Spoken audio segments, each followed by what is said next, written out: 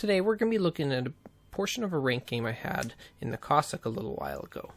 This game has a carrier, a battleship, 2 cruisers, and 3 destroyers in it.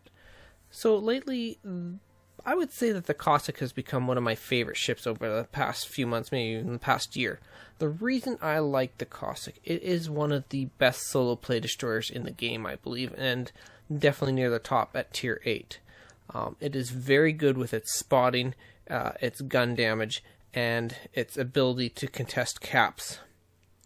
That is basically my playstyle in a nutshell. I love playing anti-destroyer destroyers.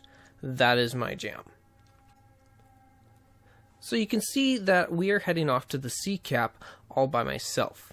The rest of my team, all 6 ships, CV included, are heading to A. The CV is moving over there. Likely his plane support is always going to be over there. I can't count on his plane support. However, the enemy CV is focusing them so far, and hopefully with the amount of ships that are there, he'll keep focusing them. However, if he realizes that I'm just a lone ship on the C cap, there's a very good chance he could come after me. So I need to be really careful that I don't get singled out by the carrier. Now, I know that I'm going to likely be up against at least probably 2 ships, maybe even 3 ships here. CV's just spotted the Harlem and is going to spot the Cossack B as well in the B cap. Nothing else really around, so I'm guessing that's going to be all I'm up against. So if I can hold these 2 off, hopefully the superior numbers of my team at A will pay off in the long run.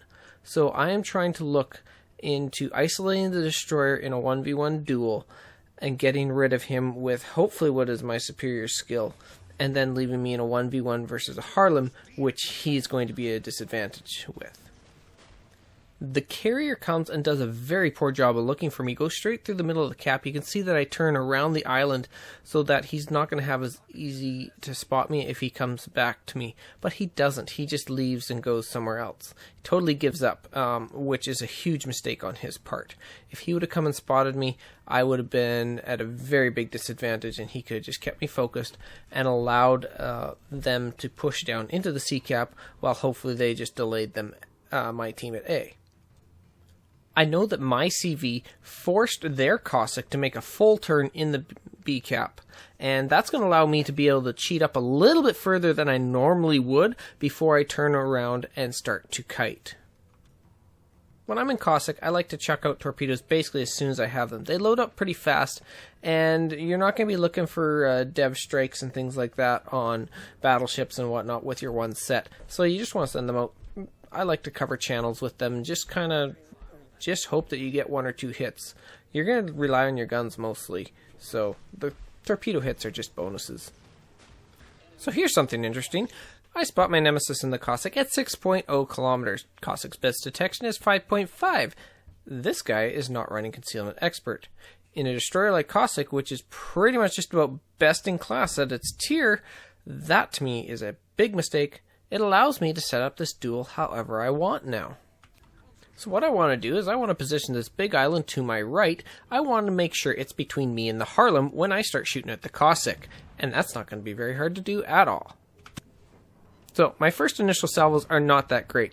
I much rather would get some better initial salvos. However, he's going to come straight at me with 2 guns. I'm going to sit here broadside with 4 guns, and he's not going to win that fight.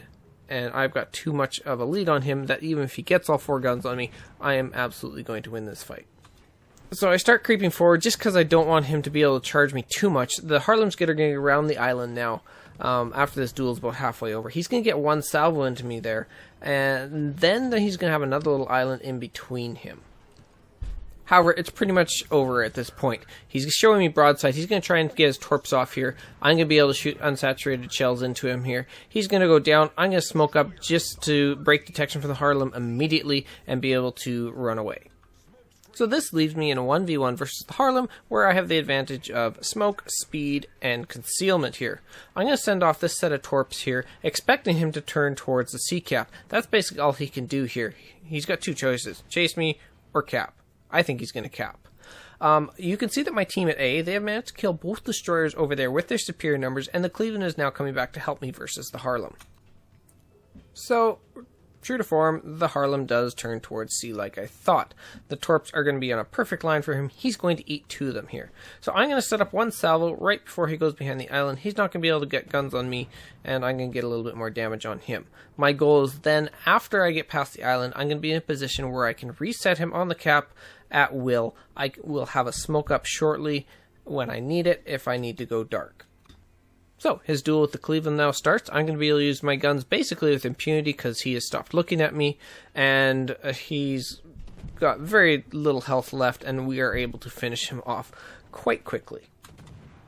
So this game went off about as perfectly as I could have imagined. I myself like to be outnumbered on the kite side. I like to play with the belief that I think I can outskill my opponents, and hopefully my teammates on the other side are able to use their numbers to their advantage. And that's exactly how it worked this time. I was able to outplay the destroyer and then put myself in a 1v1 situation versus the Harlem. However, my team had already won A, and I was able to get support in time, and we were able to hold C. I think I could have done it without this Cleveland. However, I'm definitely not going to turn down help like that.